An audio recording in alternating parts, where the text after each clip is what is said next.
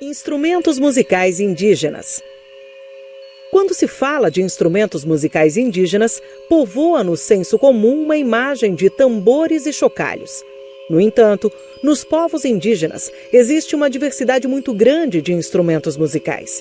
Mais do que meros objetos destinados à música ou à comunicação sonora, os instrumentos indígenas são dotados de energia vital, isto é, são entendidos como entes vivos.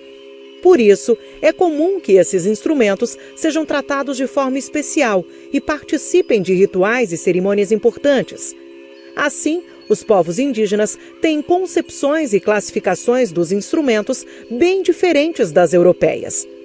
Os nomes dos instrumentos indígenas se relacionam com um complexo cultural composto de tradições orais, narrativas míticas, rituais, danças, entre outros. Portanto, clarinetes, flautas, trompetes e percussão podem estar numa mesma categoria por pertencerem a um determinado contexto ou ritual.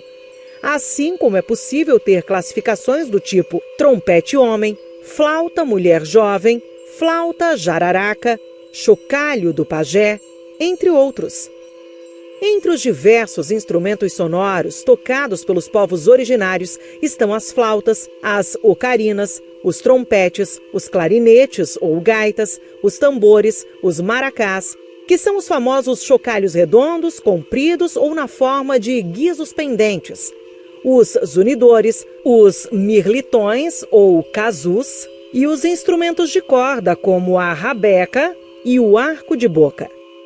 Alguns instrumentos não podem ser tocados fora de momentos específicos ou por pessoas não autorizadas, pois são sagrados.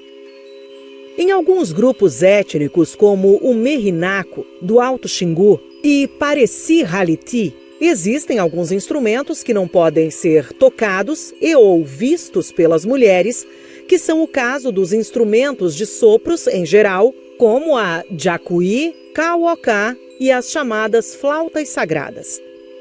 Tanto pela sua origem mítica como pelas suas características ritualísticas, esses instrumentos são guardados na Casa das Flautas, no caso dos Pareci Haliti, ou Casa dos Homens, nos povos do Alto Xingu, localizada no centro da aldeia.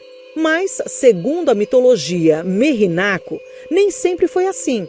As flautas sagradas já foram de domínio das mulheres. Nesta época, elas tocavam e cantavam para toda a aldeia.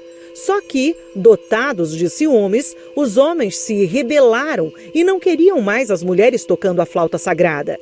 Com isso, tomaram o instrumento musical e desde então as mulheres foram proibidas de tocar a flauta sagrada e de entrar na casa dos homens.